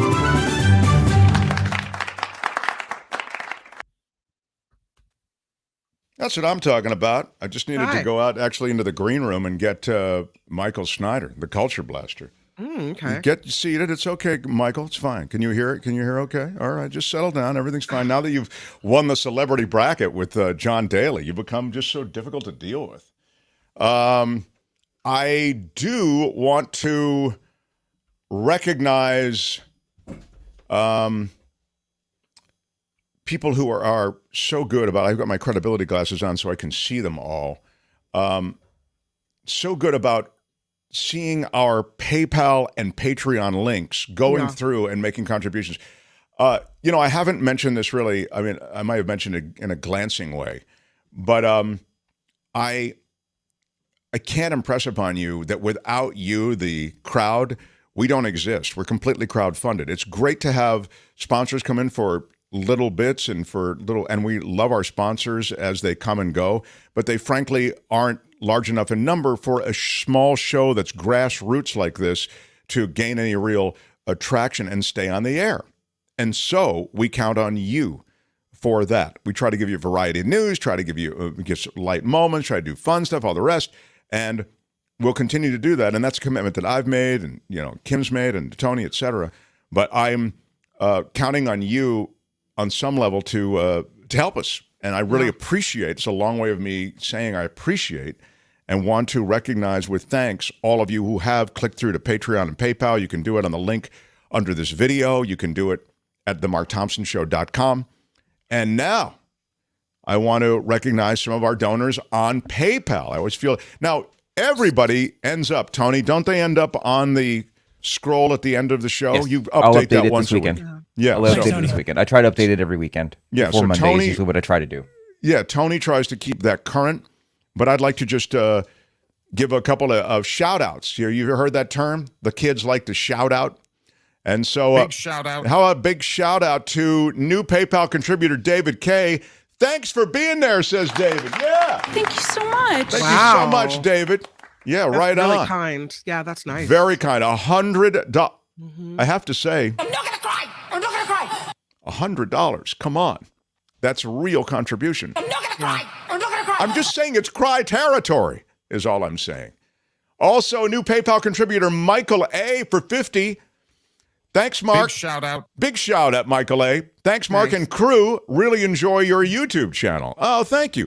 Again, if you could not mention the crew, let's keep it about me. Thank you. All right. Thank you. Yeah, appreciate that. Thank you, Michael A. New PayPal contributor Vicky. Thank you to Mark and Company for giving us a great show. Big shout out. Big shout out. And I'm not gonna cry. I'm not Thank gonna you cry. from the company. Yeah. again, new PayPal, love your show, Johnny T for 20. What up, Johnny T? Thank you so much, Johnny T. New PayPal contributor, Kristen for 20. Thank you for keeping local talk radio going, especially problems in San Francisco now. We need discourse. Thank you. My pleasure to try to do. Thank you so very much. Thank you, Kristen F. New PayPal contribution of $20. Love playing Mark's Madness. Says someone who initially found the drops on your show quite irritating. They sneak up on you. All of a sudden, you're like, big they're shout part out. of my life. Yes. Thankful your show has survived the KGO destruction, Sabora. Thank you, Sabora. And I'll give you a thank you. And all of you PayPal contributors, I will give you that. New PayPal contributor, Cynthia B, for $100. Big shout out. Wow. And I'm not gonna cry. I'm not gonna cry. wow, that's extraordinary. $100. I'm not gonna cry. I'm not gonna cry. That's really, really cool. Thank you, Cynthia B. Again, if you want to be part of the group that makes a difference keeping us on the air, you can help keep us alive. Go to the markthompsonshow.com, click the Patreon or PayPal link to join our community and contribute. It really is that easy, and we really do very much appreciate it. I thank and links you. in the show notes description. No, that's right, and links in this shows what Tony said. Thank you. Yeah. Very quick point of order. Yes. Can I do, before we get to Mr. Snyder and the movie reviews, one story that I have chosen as being the most amusing to me, because I also have a sponsor, so I don't want to leave my sponsor out. Yes, most certainly. And I think I know who your sponsor is, and maybe my favorite sponsor. That's right. In the history of the show, maybe my favorite. All right, Kim's news, and then we'll... The Mark Thompson Show. And then the Culture Blaster.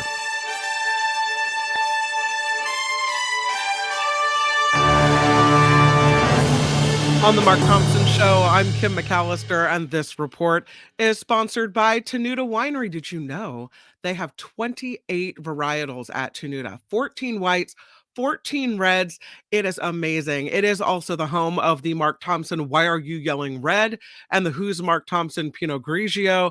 So you can get a bit of a discount just for being here. If you mention Smash It with your iron rod, you get 10%. Smash it with your iron rod. But the trick is you have to call them and say, smash it with your iron rod. Sure. Might actually be worth it just to call them and say that. You can just call them and say, smash it with your iron rod and hang up. Or you can actually order some wine. Wow. But there's the phone number. You can call Rich at Tenuta Vineyards, or whoever answers the phone. You don't need to talk to Rich. You can talk to anybody there and get Operators your wine. are standing by is what you're telling They us. are, and they're so friendly. They say, give us 30 minutes. We'll be friends for life. So it'll be a great phone call for you. I'm going to leave that up while I tell you the story, because I'm telling you guys, this is the amusing story of the day. You can see the sign kind of in the back, the truck stop sign. Yeah. Well, it turns out a Russian tank that was reportedly captured by Ukraine last fall has somehow turned up at a truck stop in Louisiana, and nobody seems to know how or why. I'm telling you guys, photos of this massive military tank, which was loaded onto a trailer, popped up on Reddit thanks to a worker at the travel center off Interstate 10 in the town of Roanoke. The military says it's not theirs. They don't know. It's not theirs. It's because it's a Russian tank that was from the war in Ukraine. How in the world it ended up in Louisiana outside a truck stop, one never knows. Wow. Again, yeah. I wonder if that kid Teixeira had something to do with the same kid who let all the documents out. He's inside on Discord uploading more documents. That's what's happening with that. Oh, my God. Yes. Once again, that is pretty. Oh my God. Yeah, exactly. Is sponsored. I think it's like 3. Oh my God. Oh my God. Oh my God. Oh my God. Yeah, exactly. Thank you. Again, this report sponsored by the lovely Tenuta Vineyards. The Tenuta Winery is out in Livermore, a great place for parties, a great place to go wine tasting and have a little lovely Saturday afternoon. You've got to call, though. They are wine tasting by appointment only. Oh, I like that. You know why I like that? Because I feel special when I have an appointment. I really do. But they're open, their hours of operation are pretty wide. So you just have to call and make an appointment.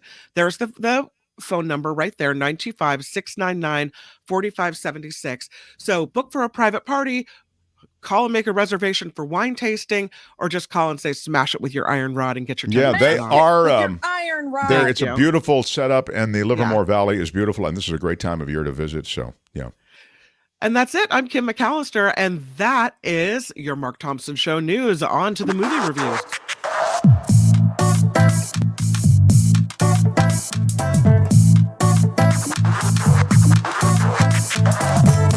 Good day, sir.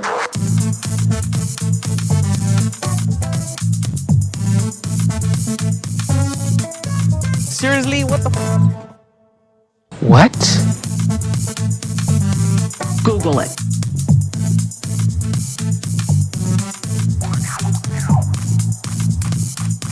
straight up right in, no problem. And this is their new I'm wildly enthusiastic.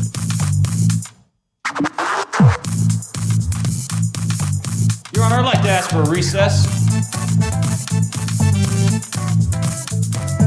They pay me a lot of money for having attitude. Kim, how are you? Why didn't you have better judgment? Kim, how are you? Thanks, Tony. What the hell is going on in the United States of America?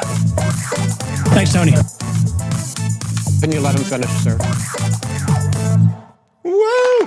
I do love it. We'll do it live. I'll write it and we'll do it live. All right. Okay, we'll do it live. I'll tell you what we're going to do. I'm going to advise all of our stations that we are going to be running long. So Michael Snyder, who is first place in the celebrity bracket of Mark's Madness, he tied with John Daly, who's in studio now. Michael, I don't want you to worry. There's no risk that your time is going to be cut, sir. I am so grateful. And Mark, just so you know, yes, sir, I'm kicking back and sipping a bottle of Tenuta Vineyards Mark's Madness co-champion Michael Snyder Cabernet.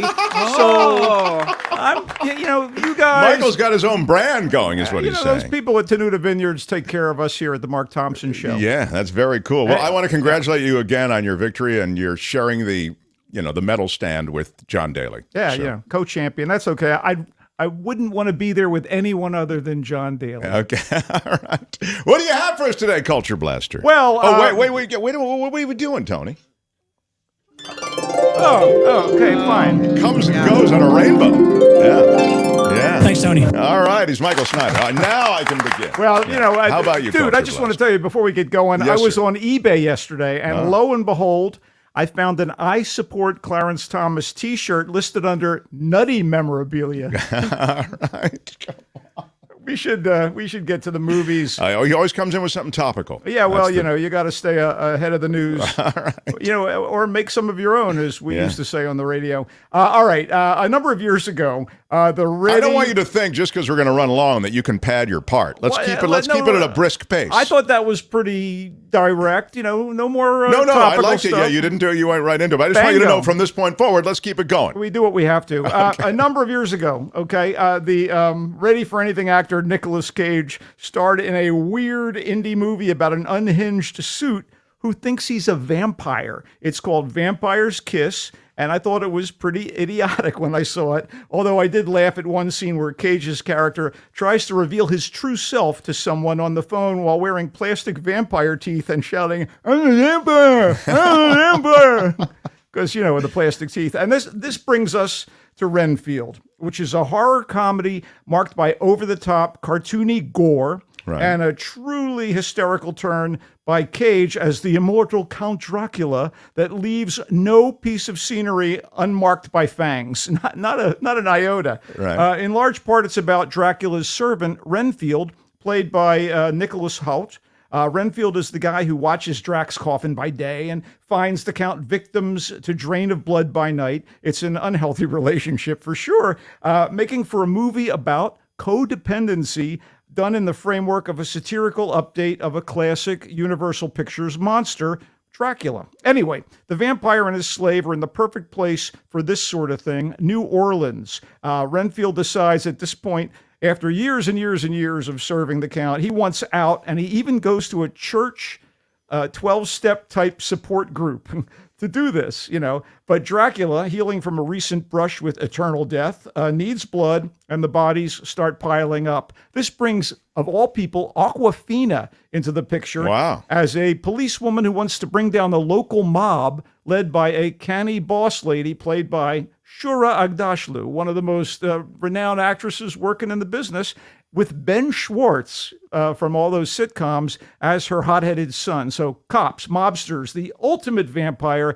Needless to say, the arteries gush. At times, Wow. Chris McKay directs Renfield like he's orchestrating a riot, and in some ways he is. The action scenes are heavy on the splatter, but they kind of rock, and most of the jokes, verbal and visual, land where they should.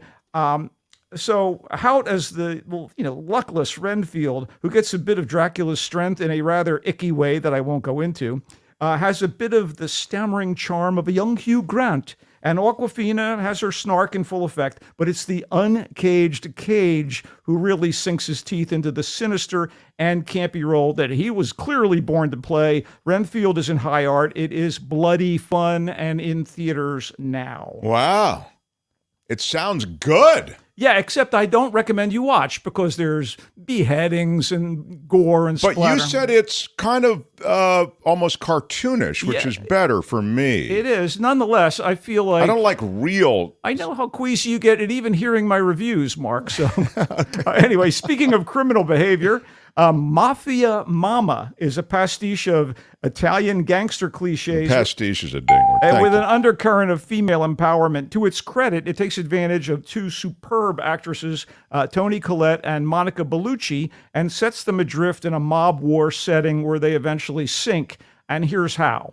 Hapless American housewife and mother, Collette, whose marriage is crumbling, is enjoined to attend her grandfather's funeral in Italy, where the old man's most trusted advisor, Bellucci, reveals that he was the don of a powerful mafia family and left the housewife in charge as his next of kin. So cue fish out of water hijinks, as well as plenty of that old standby, the dowdy, innocent suburban mom goes to romantic Italia and is wooed by a Latin lover. Look, Mafia Mama has a few moments. It does. But most of them come from watching Collette try to wring some charm out of the heavy-handed script, or just watching the glorious Bellucci, one of the world's great beauties, doing her thing. But there are too few of those moments to save this from being a potential hit gone wrong. Oh, that's too bad. Those are such, as you say, such talented actors there. Well, look, it's directed in competent fashion by Catherine Hardwicke, who has made some decent movies in the past, and Twilight. Anyway, as for the screenwriters, they might consider going into witness protection. Mafia Mama is in theaters. Wow, you really didn't like it. I mean... what the hell is going on in the United States of America? It had its moments. All right, let's go off the beaten track. Let's go to Norway. No? Sick of Myself is an apt title for a movie about a young woman so desperate for attention that she'll risk her health and well-being. It's actually a Scandinavian satire of the modern need to be seen and admired. I love this premise. Oh my God, tell me this is a good movie. It's written and directed by Christopher Borge. Probably some Norwegian name you can't pronounce anyway. Christopher Borgli. Okay. And it's darkly funny until it turns downright grotesque and repellent. And yet it had me riveted in that, have to stare at an accident as you drive by way, that? So Signe and Thomas are an Oslo, Norway couple of questionable virtue in one of those destructive relationships wherein they battle for the admiration of others. It's like tit for tat, So when his career as an artist starts to gain a little traction and people start lavishing praise on him, her thankless job at a cafe pales by comparison, so she makes a radical decision that certainly changes her life and gets her noticed, and not in a good way.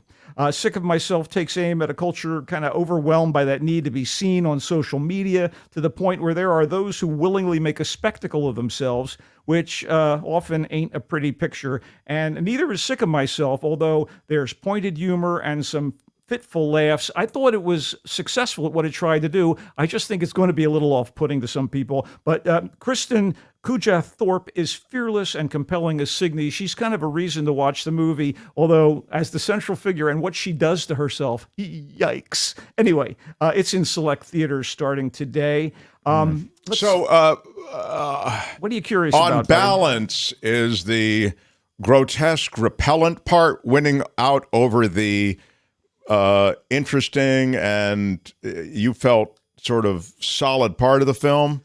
Like, in other words, it sounded to me like there was a qualified yes to check it out. She does something to herself that is kind of upsetting, and they really deliver it using the proper filmic techniques and could I take this, Michael, or it will be too heavy for me? I think it might be a little on the heavy side, but check out a trailer, and maybe that'll answer your question for you. All right, moving on. All right, Kelly Reichardt is a rather idiosyncratic filmmaker. I'll ding it.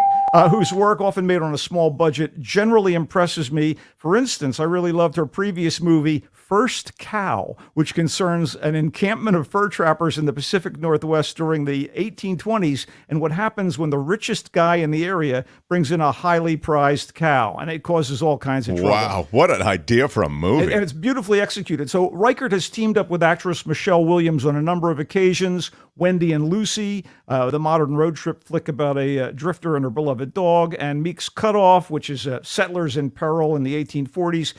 The latest collaboration between them is Showing Up, which is a quiet contemporary dramedy about Lizzie, a sculptor. She's a sculptor, and she's part of a community of artists in Portland, Oregon, and she's struggling to complete a bunch of pieces for a new show. So she's played by Williams in a very studied, subtle manner that somehow makes the character's turmoil within even more vivid. She's a terrific actor. What can I tell you? Anyway, the angst and the navel-gazing of the creative artist are addressed and lampooned a bit here. Lizzie's life is made more difficult by Joe, her neighbor, landlady and fellow artist, played by the able Hong Chow, so good in The Whale and The Menu. And this character asks favors of Lizzie, but doesn't seem too interested in reciprocating. Again, self-regard. And meanwhile, Lizzie's father, who is a ceramicist played by Judd Hirsch, is also heedless of other people's needs, while her brother's emotional problems seem to be coming to a head. So considering how all the people in Showing Up behave towards one another, including Lizzie, I think a better title might have been Passive Aggression PDX. I mean, it really... Williams was the best thing about The Fabelmans as the mom in the family, and she's also breathtakingly good in Manchester by the Sea and previous movies with Reichardt, and she is in top form here, even if Showing Up is somewhat low-key when compared to First Cow. It is in theaters, and it'll be a good watch at home, I'm almost certain. Wow, okay. That, my friend, is a wrap, unless you have one more quickie, because Well, I'll tell you what. I just want to quickly mention a TV show that has ramped up and I'm really enjoying a lot. And it's kind of midway through its run. It's one of those streaming shows that they dole out, in bits because they're so, desperate to keep you coming back for more. It's almost like those algorithm things that say, if you like this, you're going to like this. And the show is called Rabbit Hole. And I don't know if you've heard about it. I have heard about it. I forget what it's about. Well, that's my job, Mark, to come in here and tell you what it's about. Okay, thank you. And so I will. Rabbit Hole, which is on Paramount Plus, stars Kiefer Sutherland. He's back in action as a cool and callous corporate spy for hire who's framed for murder and has to clear his name or at least evade capture. I believe the same thing happened to his 24 character, Jack Bauer. So you'd think Kiefer would have it all figured out by now. Nope, not yet. Anyway, I do recommend Rabbit Hole for those who like this sort of thing. And, Titans is back for you superhero fanatics, the last half of its final season over on HBO Max. Quickly check in. Tom, who is the master of what things are being dinged. He says angst is a ding word. He's right about that. There's Rabbit Hole for you to see with reciprocating, he says, is a ding word. I think that is true. Rain Dogs on HBO, Tom wants to know about. Maybe you can check that out for next week. I'll do what I can. I'm kind of overloaded, baby. Yeah, we don't play request, Tom. Okay, thank you. No, but I love the enthusiasm. I do. No, he'll check it out for you, of course. And heedless that you say, that's a ding word. I thought there was one other thing that you said that was a ding word, and I can't think of what it is now. So let me just quickly run down what you said and what you shared with us, Michael, because I thought your reviews were brisk, bright, and beautiful. Renfield is the vampire-centric offering featuring Nicholas Hoult and Nick Cage, along with Awkwafina. It's spaghetti horror, maybe you'd call it. True, it's funny, true. though, is what you said. I found it very funny and I very must tell you, kinetic. I'm intrigued by this, and I may... It's in theaters, but I may wait and see it when it streams because I think I'm going to like this, actually. Right, and you can also then turn it off and run to the loo. Mafia Mama, the Toni Collette, Monica Bellucci number, you wanted to like. I did. Well directed, well acted, but not well written.